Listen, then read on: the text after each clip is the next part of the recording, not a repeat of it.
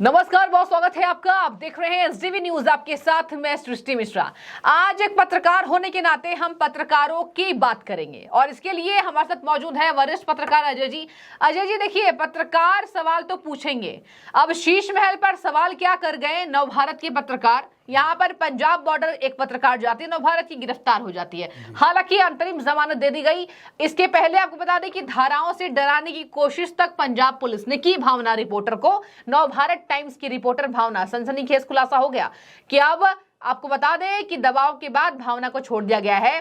नविका कुमार, आपको बता दें, नवभारत की मेन पत्रकार है वो, और बहुत बेबाकी से अपने जवाब को रखती हैं। उन्होंने कहा है कि आप डरा धमका नहीं सकते हैं, और शायद से शीश महल के खुलासे के बाद आम आदमी पार्टी बौखलाई थी। अब सर ये बताइए कि अंतरिम जमानत भावना रिपोर्टर को तो मिल गई, लेकिन अब ये क्या दर्शा रहा है और कैसी साजिश पंजाब सरकार की आम आदमी पार्टी के सामने आई थी?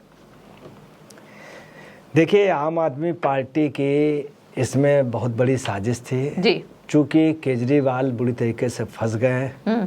केजरीवाल का पूरा मंत्रिमंडल फंस गया है। केजरीवाल का ये भी कहना है, केजरीवाल की लॉबी का और उनकी खास तौर से उनका अभी आतिशी जी का, कि कहीं कोई घोटाला नहीं हुआ था। कोर्ट ने बोला है कि 1 रुपए का घोटाला नहीं हुआ। तो तमाम तरह का, मतलब कुल मिलाकर के केजरीवाल ग्रुप का मानना है कि घोटाला नहीं, एक बहुत अच्छा काम हो रहा था सर। तो हर चीज में ओवर कॉन्फिडेंस, ये हर एक की बात दबाना चाहते। इनके शीश महल में घोटाला हुआ था, उसने नाविका कुमार ने ये न्यूज डाली थी और वो उनसे पूछना चाहती थी कि आपका क्या वास्तव में शीश महल इतने का बना है, क्या वो पुराना महल तोड़ करके बना? मगर इन्होंने कभी जवाब नहीं दिया, कभी बाउंसर से, कभी गुंडों से, फिर पुलिस से करके वो मुकदमा एक फर्जी लगवा दिया। अब है क्या कि उसमें कोर्ट ने जो कहा है बड़ी बुरी तरीके से कहा, और जिसको वो तो इन्होंने ये किया है, उस लेडी को बेवजह वहाँ से वो लुधियाना में पूछने के लिए मोहल्ला क्लीनिंग में केजरीवाल गए थे, तो वो पूछना चाह रही थी इनसे क्वेश्चन। उसके पहले पुलिस से पूरी साजिश थी, उसको अरेस्ट करा दिया। अब आपको बता रहे हैं, उसमें जो सबसे बुरा हुआ, SC/ST एक्ट लगा दिया, जबकि लग ही नहीं सकता था। दूसरी जो धाराएं लगाई हैं वो IPC के 279 लगाई, वो होता तेजी से गाड़ी चलाना जी। तो मैं आपको बता रहा हूँ, IPC 279 लगाई। जो इनके पंजाब के मुख्यमंत्री हैं, कई बार दारू पी के तेज स्पीड में गाड़ी चलाई। एक बार दारू पी के पार्लियामेंट के अंदर आए थे। जी। है। दूसरी बात, एक बार ये केजरीवाल जी के साथ थे, किसी ढाबे में कुछ हो गया था, कुछ महिलाओं ने दौड़ा लिया था, उसमें तेज वो भागे थे जब स्पीड में, तो वो धाराएं नहीं लगाई। केजरीवाल भी कई बार भागे बहुत स्पीड में, तब वो धाराएं नहीं लगाई। जब रामदेव जी वाला कांड हुआ था तब केजरीवाल भागे थे, तो तब इनके ऊपर ये अपने ऊपर धाराएं लगवा लेते, नहीं लगवाई। ठीक है।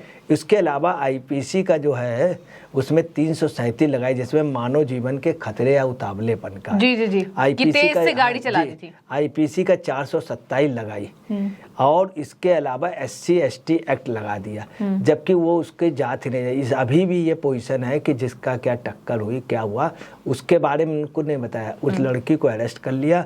सबसे बड़ी बात जो थी, भावना किशोर को जो अरेस्ट किया गया, उनके माँ बाप पूछते रहे, बताया नहीं। इंसान कहीं भी पहुंच जाए, उसको अपनी औकात नहीं भूलना चाहिए। हाँ, ये खुद कहा था केजरीवाल। अपनी औकात जो है मालूम है। तो अब ये पोजीशन हो गई, कह रहे थे आदमी कहीं भी पहुंच जाए, तो ये मुख्यमंत्री पद में पहुंच गए हैं, तो इनको अपनी, जो कह रहे थे आदमी कहीं पहुंच जाए, अपनी औकात नहीं भूलनी चाहिए। मुझे अपनी औकात, इनको अपना कहना नहीं चाहिए, इनको अपना याद नहीं है। ये जनता जो है, आपको बता रहे हैं कि जो ये कह रहे थे, यही बात इनके लिए साबित हो जाएगी, और इनको इनकी औकात ये अपनी भूल गए हैं। इनको यहाँ की पब्लिक औकात दिखा देगी। ठीक है। और ख़ास तौर से मीडिया को ये औकात दिखाने में है, तो आगे क्या होगा ये तो बात पता चलेगी। अब इनकी औकात के लिए हमको नहीं कह सकते हैं, चूँकि मुख्यमंत्री बन गए हैं और सबसे अधिक पढ़े लिखे हैं। दूसरा, अब जमानत का क्या हुआ, प्रोसीजर, पेपर वर्क वगैरह सब किए गए। 4:40 पे उनको, भावना किशोर को छोड़ दिया गया है। वो भी जेल से जब बाहर आई हैं, तो सबसे बड़ी बात थी कि भावना किशोर कुछ कह नहीं रही है, बोल नहीं पा रही ठीक से, काफ़ी दहशत में हैं और काफ़ी उनको ऐसा लगता है और वो काफ़ी दहशत में, काफ़ी डरी दबी हैं। अभी 5-6 रोज़ उनको सामान्य होने पे हो जाएगा। उनके माँ बाप को वास्तव में कि माँ बाप का बहुत बड़ा धैर्य है कि उनको सब, उससे अच्छी बात रही इस पूरे दौरान पर सबसे ज़्यादा जिनका बरकरार वो नाविका कुमार का था। बिल्कुल, एक लेडी हो करके उस लेडी ने पूरी मेहनत की है। केजरीवाल जैसे तानाशाह इतने बड़े आदमी का जो उसके आगे किसी की वही नहीं बनती बिल्कुल, है, बिल्कुल। वो अपने आगे किसी के सुनते नहीं, अपने को ईमानदार और सबको बेईमान समझते हैं, अपने को सबसे पढ़ा लिखा सबको। और उनका कहना जिस दिन हम बेईमान हो जाएंगे तो कोई बचेगा नहीं ईमानदार, ये कहा ये है। आप सुन, ऐसे व्यक्ति के भ्रष्टाचार को जो उन्होंने 45 करोड़ का बंगला दिया था उसके लिए देना, अंदर की रिपोर्टिंग सब वो देना लगातार, अब वो 171 करोड़ का हो गया। बिल्कुल। और आप समझ लीजिए कई घोटाले करना। उस लेडी नाविका कुमार जो वास्तव में 3 दिन से 2 दिन से सोई नहीं, ग्रुप एडिटर, और कल भी नहीं सो पाई, परसों पूरी रात नहीं सो पाई, लगातार रेखा शर्मा जी के यहाँ सब जगह वो करना। तो हम ऐसी लेडी को धन्य मानते हैं जब ये नाविका कुमार जी कि खड़ी रही अपने पत्रकार के साथ। और जब ये बाहर आई हैं रुचिका कुमार जी तो उन्होंने कहा जो है वो आप समझ लीजिए सब, उन्होंने सभी को धन्यवाद दिया। उनके माता पिता जी से कहा कि हम लोग वो हैं, दुखित हैं कि आपकी बेटी हम लोगों की वजह से तकलीफ में रही और उसने डटी रही। और उन्होंने कहा कि जंग अभी हमें लड़नी है और अपने कैमरामैन को, मृत्युंजय को और परविंदर को छुड़ाना है, उसके लिए कल हम वो करेंगे, कल जमानत के लिए।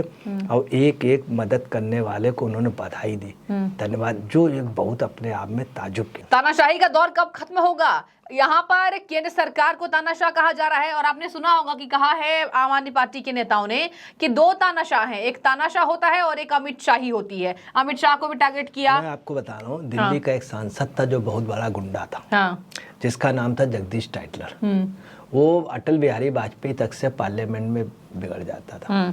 सिद्धू की वाइफ ने उसको एक बार हड़काया था, सिद्धू ने, और उससे कहा था निकलना नहीं, तब से लेके आज तक वो दिल्ली की सड़कों में निकलता नहीं, और वो चुप हो गया, खामोश हो गया।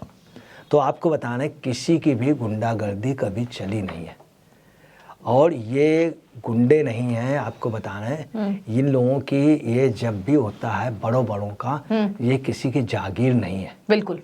और यहाँ बहुत लोग रहे, एक से एक बड़े रहे। और आपको बताना है सबका पतन हुआ, ईदी अमीन का भी पतन हुआ, बोकासा का भी हुआ, और एक समय थोड़ा जिद कर गया था हैदराबाद का निजाम, हालांकि बढ़िया था मगर वो भी झुक गया था। तो बड़े बड़े झुक गए हैं, ये तो कहीं कुछ है नहीं। और ये मीडिया को जिस तरह से सोच रहे हैं उस तरह मीडिया को कुछ नहीं कर पाएंगे। तीसरी आपको बता रहे हैं, आज जज ने बहुत स्पष्ट कर दिया है प्राइमा फेसिया। जज ने तो ये कहा कि जमानत पेपर और कैसे जात की पहचान हुई।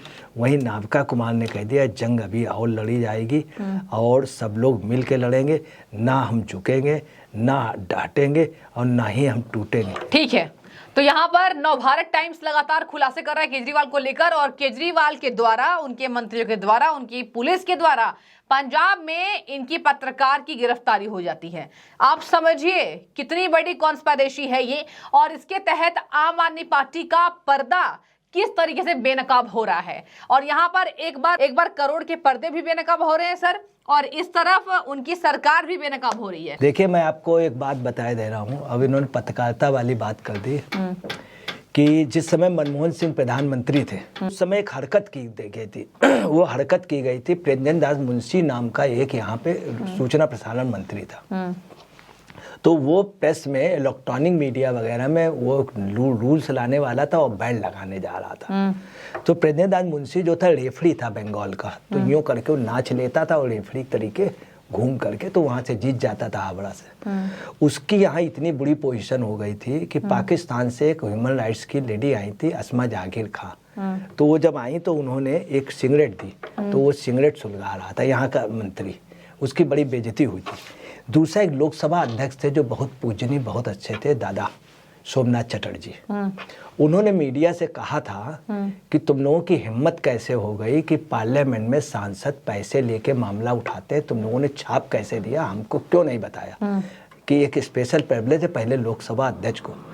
तो मैं भी उसमें था, अजीत अंजुम भी थे और लोग भी थे। तो उस समय थोड़ा सा धीरे से बात कीजिए, हम लोग आपकी इज्जत करते हैं। दादा नहीं माने, फिर उनको प्रूफ दे दिया गया। जिस तरह की टेक्निकल भाषा की थी उनको टेक्निकल ही उनको प्रूफ दे दिए गए कि हम लोगों ने पहले आपको इन्फॉर्म कर दिया था। उसके बाद सोमनाथ चटर्जी जी की ये पोजीशन हो गई थी कि लोकसभा से हटा दिए गए थे, कम्युनिस्ट पार्टी से हटा दिए गए थे। कम्युनिस्ट पार्टी के 2 बड़े नेता उनको उनके जन्मदिन में फूल का गुलदस्ता देने गए थे, वर्धन जी और एक और उनका मैं नाम नहीं ले। तुरंत कम्युनिस्ट पार्टी कार्यालय में बताया गया तो उनसे कहा गया आप कहाँ हैं? बोले मैं उनको वो देने जा रहा हूँ। तो बोले तुरंत वापस होइए। उनकी पोजीशन इतनी बुरी हुई थी कि पूछिए नहीं। दूसरे प्रिरंजन दास मुंशी थे, उनकी भी बाद में बहुत बुरी पोजीशन। तीसरी इंदिरा गांधी को एक घमंड हो गया था। 25 जून 1975 को उन्होंने पर्सनल इमरजेंसी लगाई थी, मीडिया को मारवाया था, पिटवाया था, बत्तियां बंद कर दी। तो जब चुनाव हुआ है तो इंदिरा जी को यूपी से लेकर के यूपी बिहार सब जगह हार गई थी। तो मीडिया इतनी नहीं है, मीडिया अपने ऊपर अटैक अगर आप कर रहे हैं तो मीडिया कर, यहाँ मीडिया सही है, सही चीज़ दे रहा केजरीवाल को। इनकी तो कोई, हम आपको बता रहे हैं, इन छोटे लोगों की भुनगों की तो कोई औकात नहीं है, क्योंकि मीडिया सही सी छाप रहा।